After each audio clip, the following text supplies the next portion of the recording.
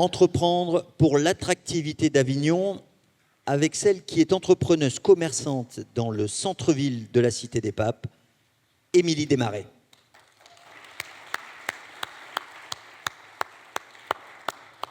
Pour qu'une ville soit attractive, il y a des préalables nécessaires qui vous ont déjà été exposés, la propreté, la sécurité et la fluidité de la circulation. Nous vous avons également exposé la nécessité d'une programmation d'événements toute l'année. Avignon doit être visité 12 mois sur 12.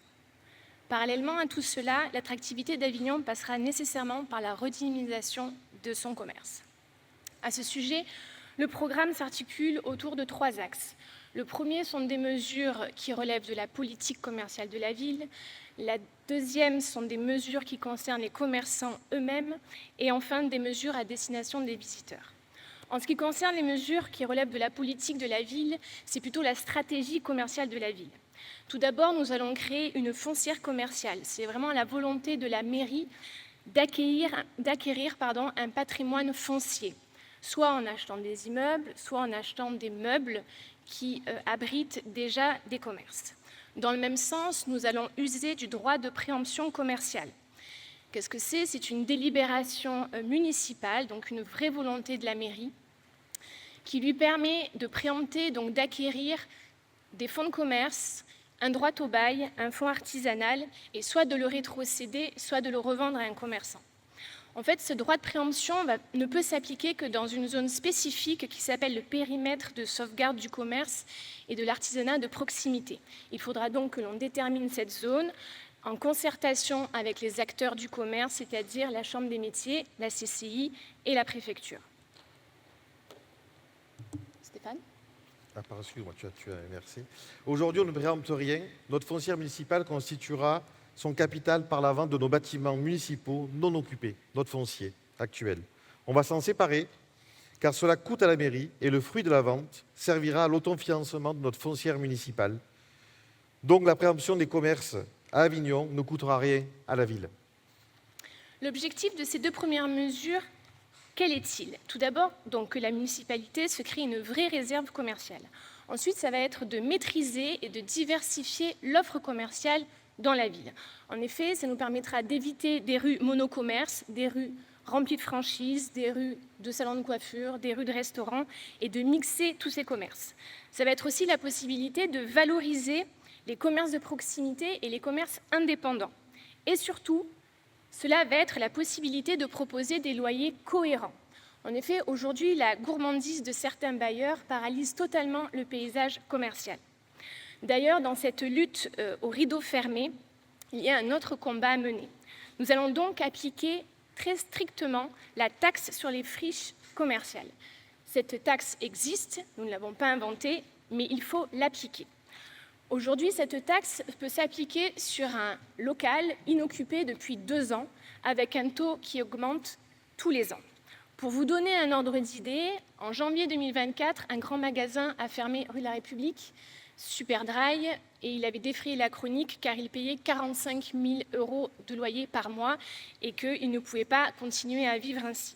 Si on appliquait la taxe sur les friches commerciales, cela signifie qu'à partir de janvier 2026, on pourrait réclamer aux bailleurs 37 800 € la première année, 56 700 € la deuxième année et 75 500 € à partir de la troisième année.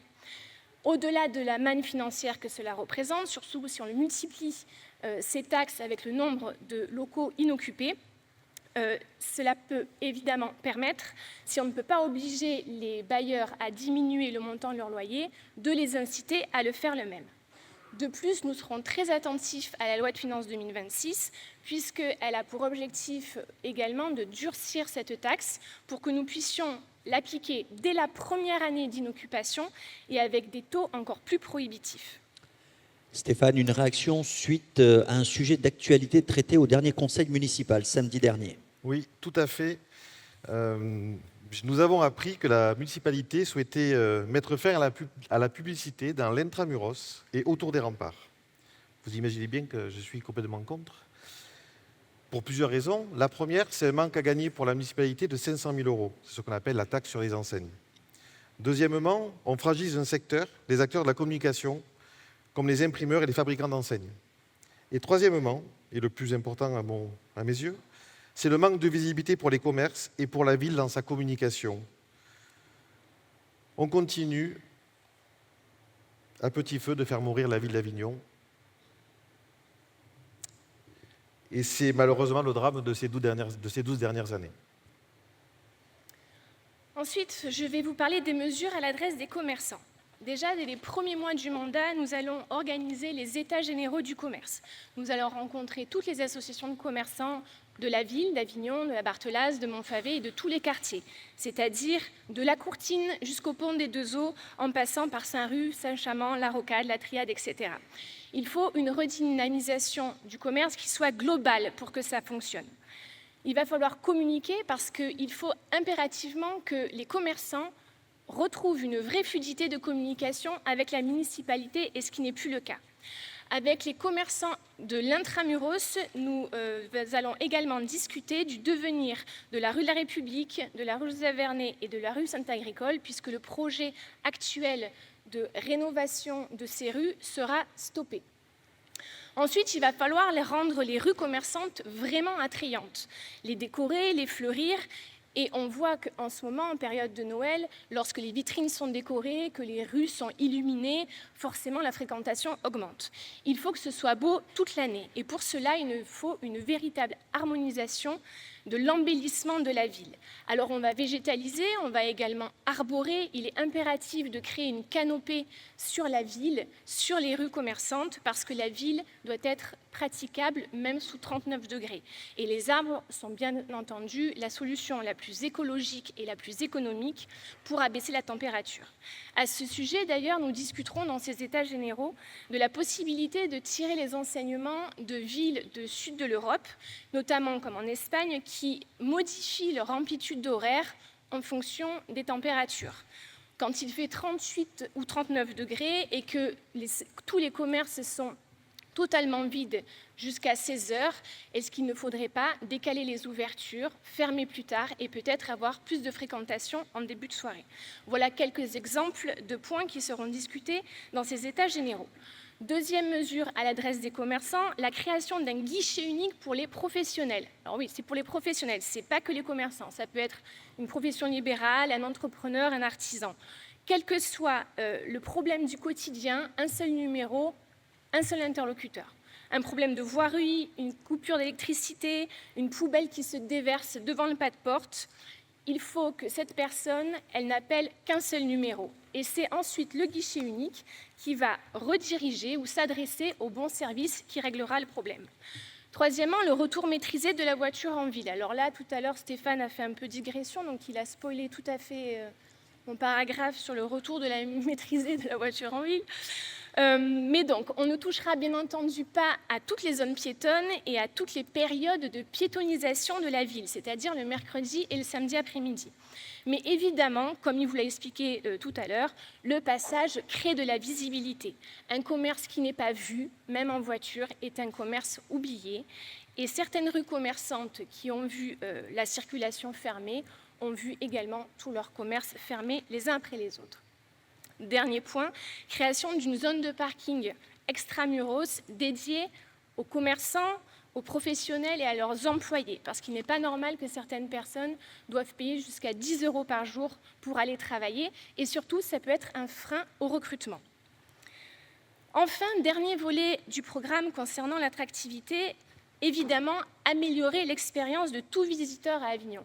Alors, le visiteur, ça peut être évidemment le touriste américain ou anglais ou ce que vous voulez, mais ça peut être également l'habitant de Villeneuve, de Morières, de Saint-Saturnin, des villages alentours qui vient à Avignon. Le premier point qui est souvent relevé, c'est le stationnement. Alors, Stéphane vous en avait déjà parlé le 30 septembre, mais je vais vous rappeler un petit peu les mesures. Tout d'abord, nous allons créer des places de dépose minutes et des places de courte durée de stationnement grâce au retour du disque horodateur à proximité des commerces de proximité. Ensuite, toutes les premières heures et demie aux horodateurs dans les rues seront gratuites, ainsi que tous les jours entre midi et 2, le mercredi après-midi et le samedi après-midi. C'est-à-dire Merci. C'est-à-dire que si vous arrivez à 10h30 en ville, vous ne commencerez à payer votre parking qu'à partir de 14h. Et bien entendu, nous maintiendrons aussi cette gratuité sur des événements forts, notamment à Noël, le 23 et le 24 décembre, comme auparavant. Voyons l'impact sur les finances de ces annonces d'Émilie. Oui, effectivement, ces périodes de gratuité de stationnement dans les rues d'Avignon, on les estime à une perte de recettes de 300 000 € sur le budget de fonctionnement. Et puis, Ensuite, il y a une autre mesure que tu avais annoncée, l'ALAPI. Oui, tu veux que j'en parle maintenant? Oui. Effectivement, le 30 septembre, je vous ai dit que l'ALAPI, c'était fini. Pourtant, elle rapporte 1,6 million d'euros. Mais en fait, cette LAPI, c'est tout l'inverse pour moi de l'image que doit donner Avignon. Par cette mesure forte, nous protégerons ainsi le pouvoir d'achat des Avignonnais, nous soutenons le commerce, nous respectons les professionnels qui viennent porter assistance, et c'est aussi un atout pour l'économie du tourisme, puisque les visiteurs auront une image d'une ville qui préfère le dialogue à la répression. la LAPI, qui est Vous donc pouvez la applaudir. voiture... ça C'est la LAPI qui... Tu Qui peux a- expliquer peut-être? Mais, tu n'as pas mis la photo? Non.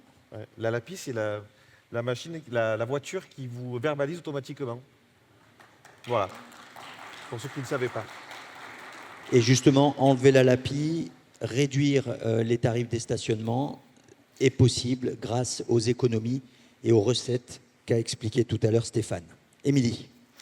Ensuite, bien évidemment, tout est interdépendant. Donc tout ce qui vous a été annoncé avant moi va participer à l'attractivité de la ville pour les visiteurs, c'est-à-dire l'embellissement, la végétalisation de la ville, les événements toute l'année, des fêtes, des bals, des guinguettes, les sourires d'Avignon qui vous avaient été annoncés tout à l'heure par Adlé. Tout ça va nécessairement optimiser l'expérience des visiteurs et des résidents. Également, on a la chance d'être une ville au bord de l'eau et cette situation géographique est totalement inexploitée. Nadia vous a exposé son projet de créer un pôle de sport nature avec des activités nautiques, mais pourquoi ne pas imaginer aussi des espaces familiaux sur le bord du Rhône pour que les résidents avignonnais puissent vraiment profiter de cet endroit. L'échange entre l'île de la Barthelasse et la ville devra être renforcé et à ce sujet, nous augmenterons le nombre de navettes journalières. Enfin, pour nos visiteurs, et même pour nos résidents, nous avons eu envie de créer un baby shopping. Le baby shopping nous tient à cœur, c'est la création d'un lieu, un centre multi-accueil pour les enfants de 2 à 8 ans, le mercredi et le samedi, de 9h30 à midi et de 13h30 à 18h, tout simplement pour occuper vos enfants à des activités pendant que vous allez faire du shopping. Et ça peut être très utile, par exemple, quand vous faites les cadeaux de Noël. Vous l'aurez compris, on a beaucoup d'idées, de grands projets pour cette belle ville, pour qu'elle redevienne attractive. Pour vous donner une idée, selon les chiffres de l'INSEE, depuis 2016, la Provence a gagné des habitants, le Vaucluse a gagné des habitants, mais Avignon, qui est la ville-préfecture, en perd chaque année. Nous connaissons sa beauté, son potentiel, son patrimoine et son attractivité endormie. Cette situation n'est pas normale. Il faut inverser la tendance. Durant ce mandat, donc, notre objectif est double. D'abord, c'est de redonner l'envie à ceux qui sont partis d'Avignon de revenir, d'y consommer, de se promener, de s'y installer et d'améliorer également la qualité de ses résidents, y voir grandir nos enfants, s'épanouir nos étudiants et bien vieillir nos aînés. Garder les forces vives dans notre ville. Si notre ville est attractive pour nous, elle le sera pour les autres. L'augmentation du volume touristique se fera naturellement et Avignon rayonnera de nouveau sur le plan national et international. Merci. Entreprendre pour l'attractivité d'Avignon, Émilie Desmarais.